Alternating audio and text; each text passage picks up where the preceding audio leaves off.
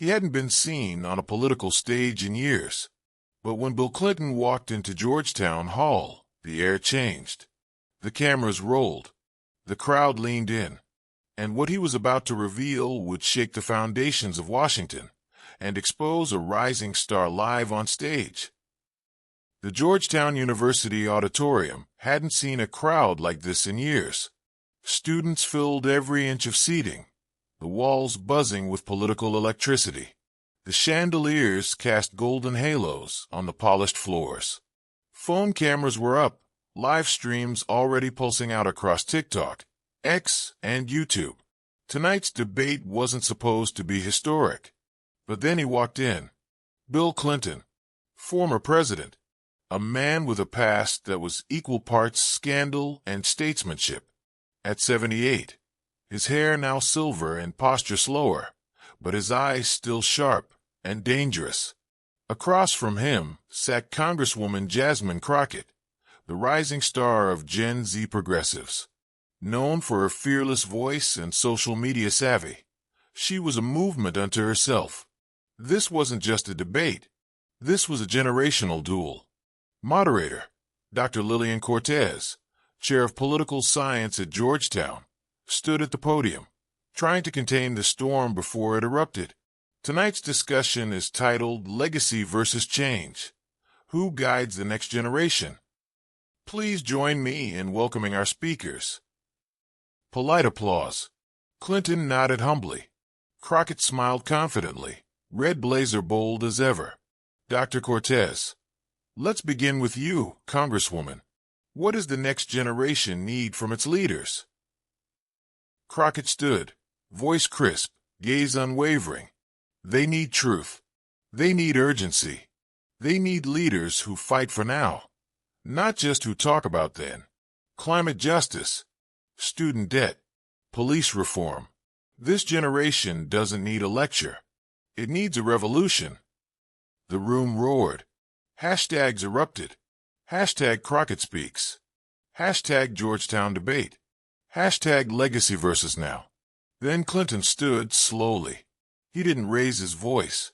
He didn't need to. I admire your fire, Congresswoman. I really do. But I think folks might want to hear what you said to me before the cameras were rolling. Silence. Jasmine's smile faded, just for a split second. Clinton reached into his blazer. You remember that little conversation we had at that dinner in Dallas, don't you? He held up a recorder, small, black, loaded. With your permission, I'd like to play something, just so the young people watching know where the truth really lives. Gasps from the audience. Phones raised. Dr. Cortez intervened. President Clinton, are you suggesting you record it?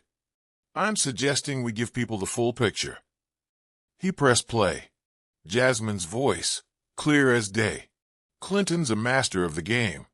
I don't agree with half his policies, but damn, he built a political machine that still works. If I get a chance to take a swing at him publicly, I have to. That's just a play. The room froze. Then chaos. Students gasped. Phones shook. Crockett's mouth opened, but nothing came out. Clinton, calm as ever. Now shall we keep going? The Georgetown debate had just detonated, and Bill Clinton, the man they thought was done, had just played the first move in a much bigger game. The audio still echoed in Jasmine Crockett's mind. Clinton's a master of the game. That sentence, her sentence, now had a life of its own. It was being clipped, dissected, tweeted, and memed within minutes. Every major political podcast had already queued it for discussion. C-SPAN reruns had it on loop. But before the internet took over, before the stage erupted, there was Dallas.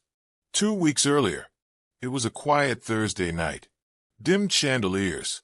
A velvet-lined back room in a private Dallas club. No cameras. No aides. Just 4 people, 1 dinner table, and the weight of legacy. Bill Clinton sat at the head, his fingers idly circling the rim of a wine glass. He wasn't there to reminisce. He was hunting. Jasmine Crockett had come expecting a symbolic meeting. A passing of the torch. What she found was a chessboard. "You don't waste time," she'd said, cutting into her steak. "Do you?" Clinton had just complimented her, sort of. "You've got real star power," he said. "But stars burn out fast if they don't understand orbit." Meaning.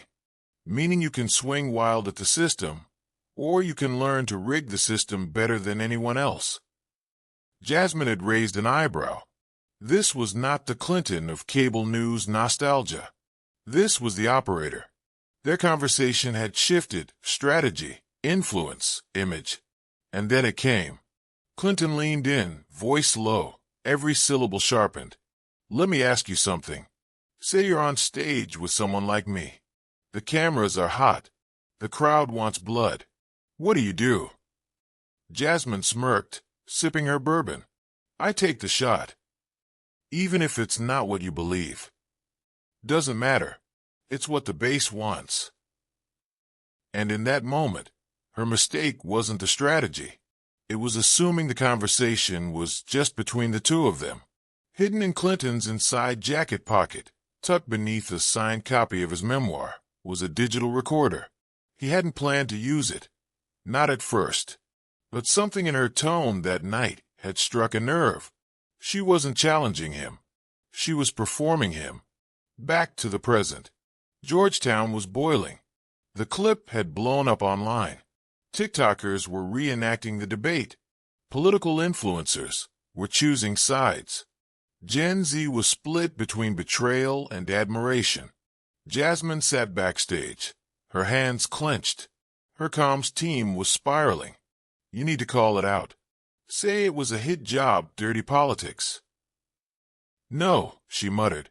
"If I do that, I look weak. Defensive."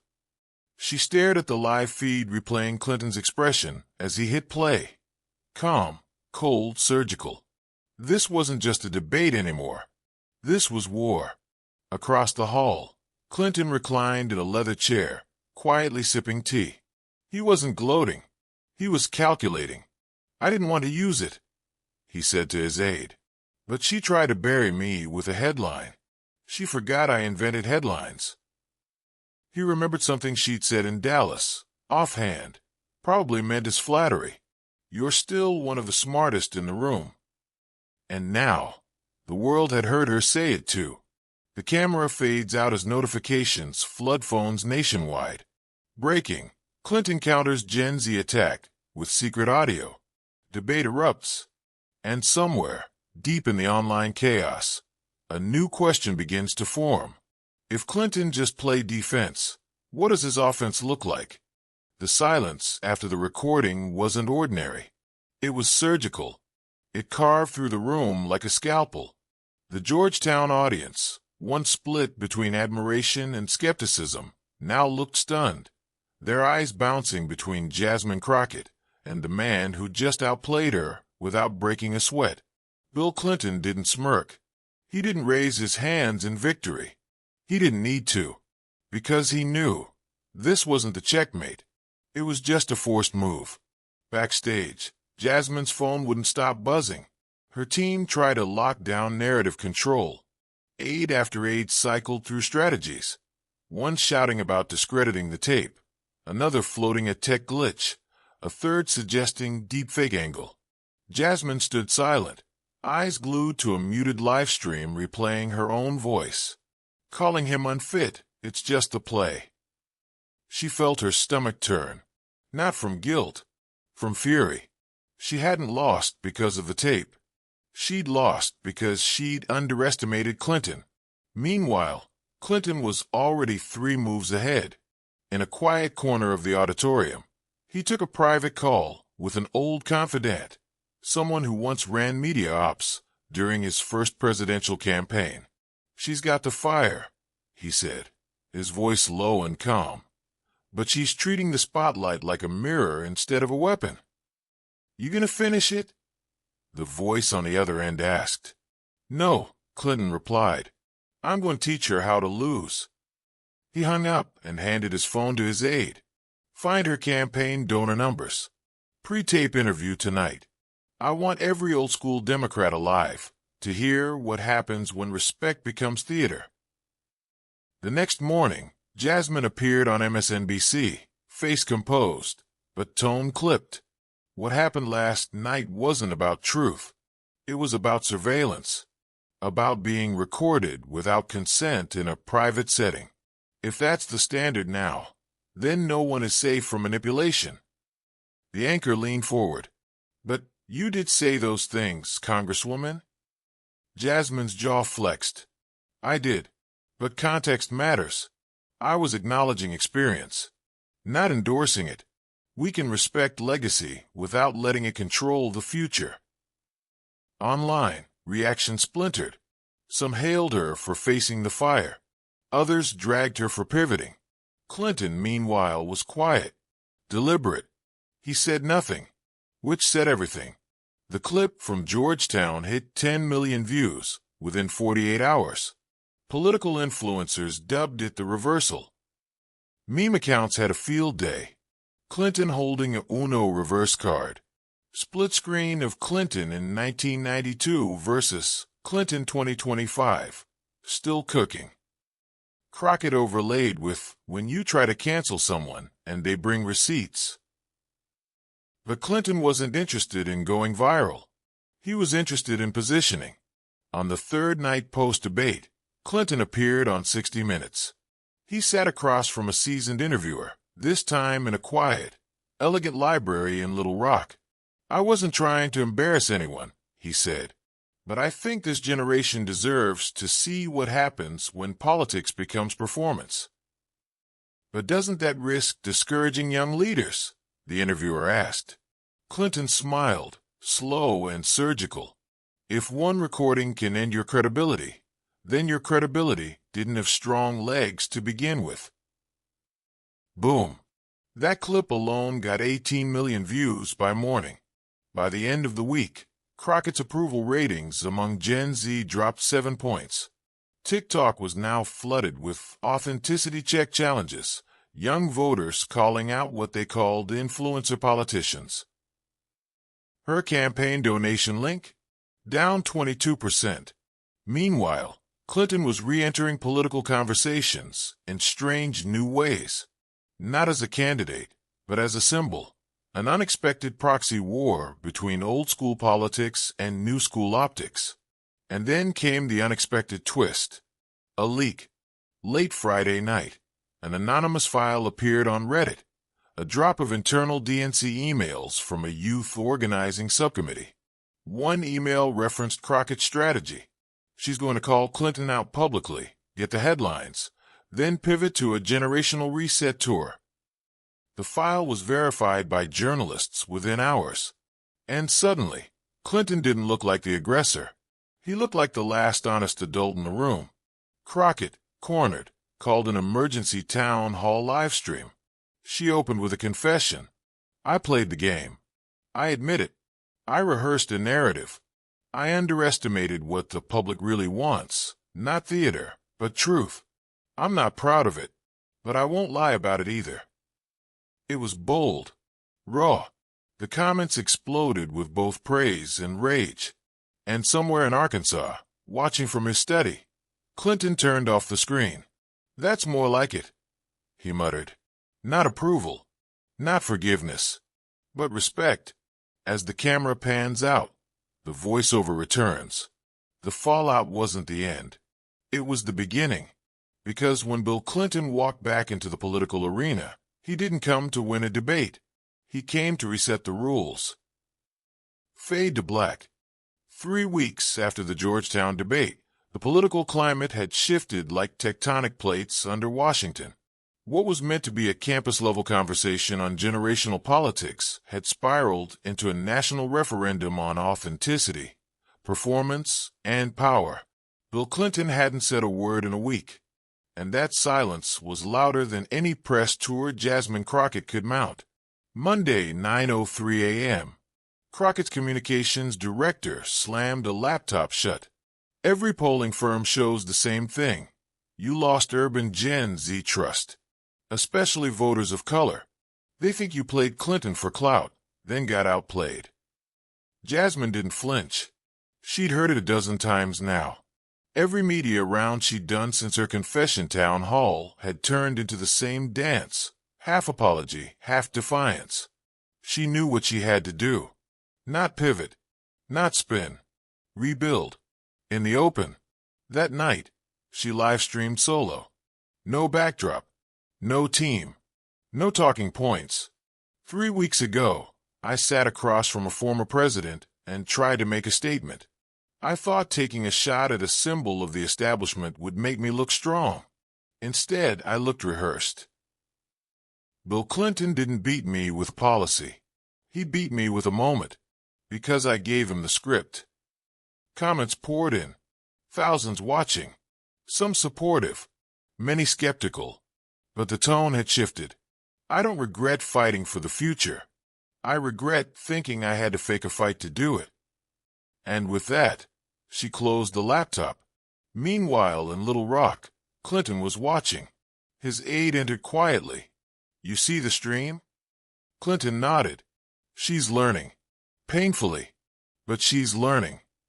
"Should we respond?" "No," Clinton said. "Let her carry this chapter. Let's see if she can rise without having to fall on me again." It wasn't just strategy anymore. It was legacy stewardship. But the media wasn't finished. Networks began calling the Clinton-Crockett saga the defining conflict of the post-Obama era. Cable panels featured headlines like, "Old Lions, Young Flames. Clinton versus Crockett. A blueprint for post-truth politics." When a recording becomes a reckoning. And then, unexpectedly, the DNC called. Friday, Washington, D.C., DNC Leadership Summit.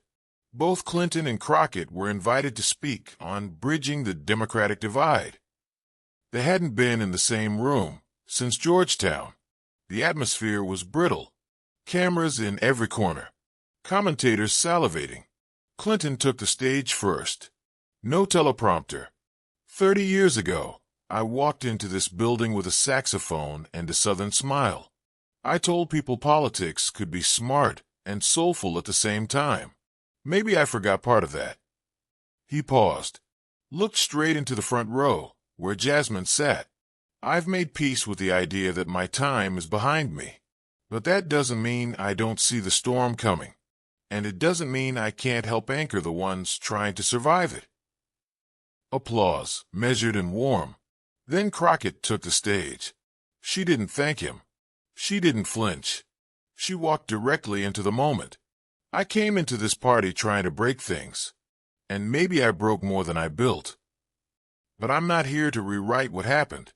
I'm here to say what I've learned. Leadership isn't about being loud. It's about being clear. And clarity comes from mistakes, too. President Clinton didn't destroy me. He revealed something. And that's a gift I didn't ask for, but maybe the one I needed. Dead silence. Then a slow building, honest applause.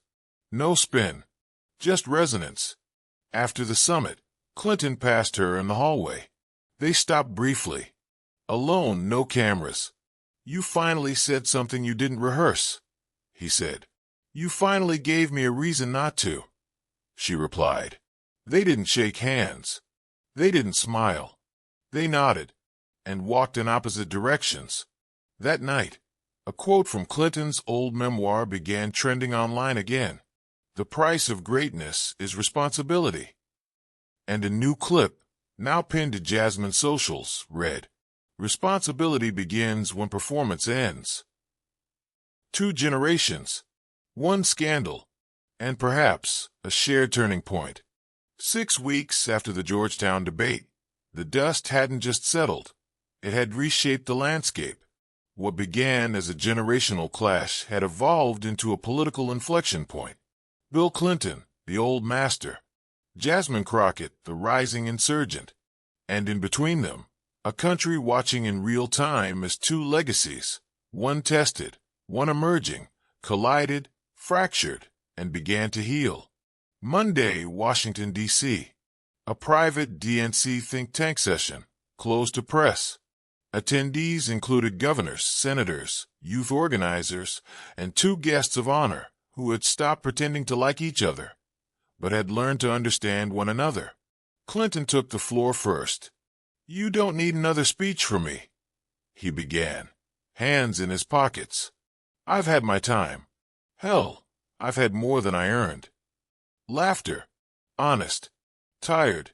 "But here's what I've learned since Georgetown. You can't train character, but you can test it.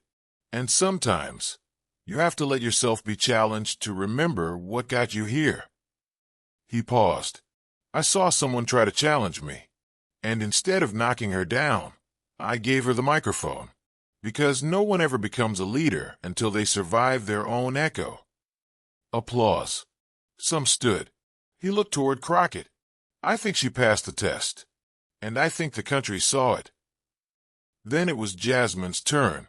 She didn't approach the mic immediately. She sat for a moment, visibly collecting herself. This time, there was no performance. No calculated fire. Just clarity. "I came into this game thinking I had to fight like I was at war. And maybe that's what made me loud. But Georgetown taught me something else. It's not about the battle. It's about the blueprint." She looked at Clinton. "I watched a man I deeply disagreed with dismantle me in a single sentence. Not because he was cruel, but because he was right." Gasps. Audible. Unscripted. But what I did next matters more than what I said then. I listened. And I stayed. I didn't run from it. And I think that's what this next generation is hungry for. Not perfection, but presence. Silence. Then a thunderous applause. That night, Clinton released a rare op-ed in the New York Times. Title: "What Comes After the Mic Drop?" I didn't come back to win. I came back to watch. And what I saw wasn't the end of an era. It was the start of something better. I saw a young leader stumble and choose to rise with more humility than I ever did at her age. Jasmine Crockett is the future, not because she knows everything, but because she learned something. In the days that followed, poll numbers shifted again. Crockett's approval among Gen Z rebounded sharply. But this time, the enthusiasm wasn't built on rhetoric. It was built on respect.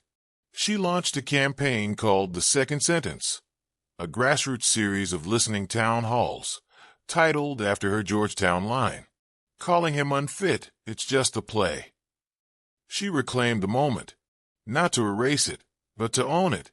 And Clinton, he disappeared from public view, but not from the narrative. Final scene: Clinton's farmhouse in Chappaqua, New York. Sunset pouring through tall windows. Clinton at his writing desk, penning notes on a legal pad. No camera crews. No microphones. Just reflection.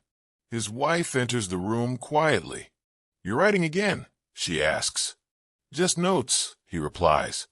About the handoff. She walks over, kisses his shoulder. "It finally happened." He nods, still scribbling. "Yeah, she's ready now." The camera pans out, and a familiar narrator returns one last time. In politics, there are moments that echo, not because they're perfect, but because they're honest. The Georgetown debate didn't crown a winner. It created something rarer, a dialogue. Between the past and the future, between what we inherited and what we choose to build. If you like the video, don't forget to subscribe and press the like button.